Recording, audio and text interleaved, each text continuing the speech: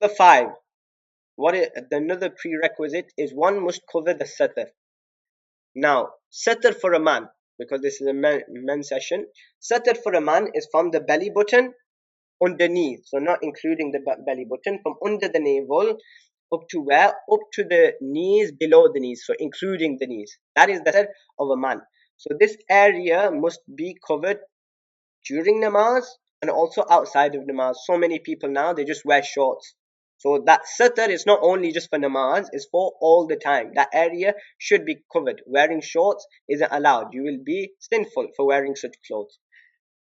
So you must cover your satar in namaz also, which brings us to the masala which we have brought forward. It would have been discussed on the things that invalidate the namaz.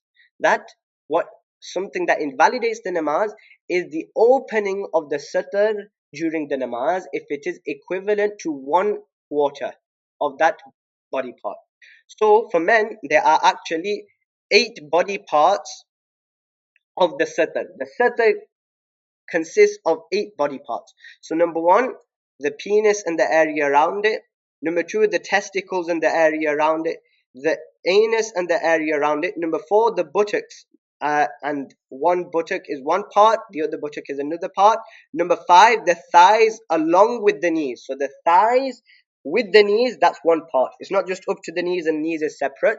Thighs and knees is one part, and obviously that's for one leg, and the other leg, thighs and knees, front part and back part as well. And number six, the area from the navel to the pubic region, including the sides, back, and abdomen. So, like I say, here, I mentioned a few weeks ago about cutting the hair under the navel. I said it didn't mean literally under the navel, but here, when we're talking about under the navel, it does mean literally. That under the navel literally is part of your satar, so that area underneath up to the pubic region where it finishes, i.e., just before the penis, that's part of your satar. Then also your sides. So this bit as well, from right directly from your belly button and navel, from this bit underneath, that's also part of your satar for both sides and behind as well. So where the belly button here is, you go directly behind that part underneath, including the back and the abdomen area. That is all part of your satar. So if 1/4 of the satar was revealed for the length it takes to complete one posture, which I've mentioned before, is the time of saying Subhana Rabbiyal Azim or Subhana Rabbiyal A'la 3 times. If the satar is open for that long, so if it just opened momentarily for a quarter or more, but it was only momentarily, namaz will not be valid. But if it was for 3 Subhana Rabbiyal Azim or 3 Subhana Rabbiyal A'las or more, then the salah will be invalidated. That is the rule. But this is only when there was only one body part of the 8 or 7 that I mentioned. If it was only one body part, what if there were two body parts being revealed? Okay, it's a sad reality, very sad reality. So many people come on Jummah, they come in work clothes, so they're wearing shirt and they're wearing pants, but their shirts are so tight and the trousers are so tight that when they're going into ruku and sajda, what's being exposed? Back, and not only back with crack, back and crack being exposed.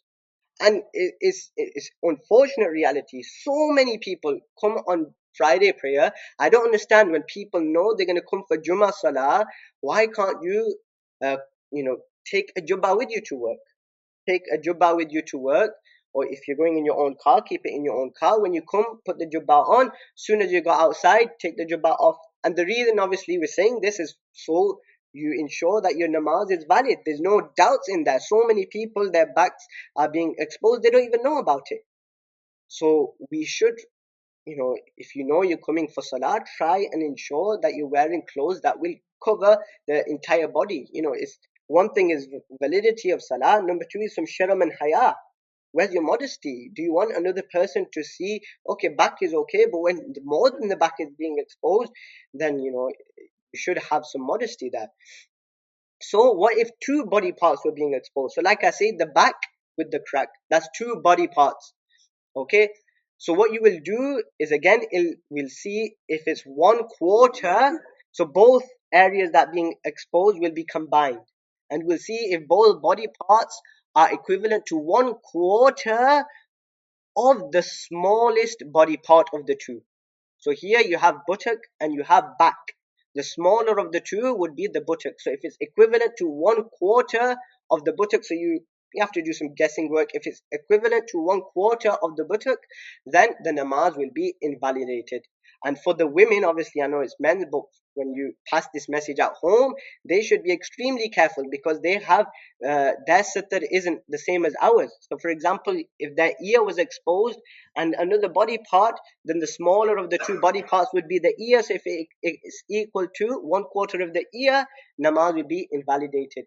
So that is one thing you have to be mindful of, that we is from the prerequisites of salah, from the sharait of the salah, that our satr is covered. And obviously if it's exposed for more than the time length, as in 1/4 or more is exposed for the time it takes to say three Subhan Rabbiyal Azeems, then the salah will be invalidated. And if it was less than a quarter but more than this time, namaz will be valid.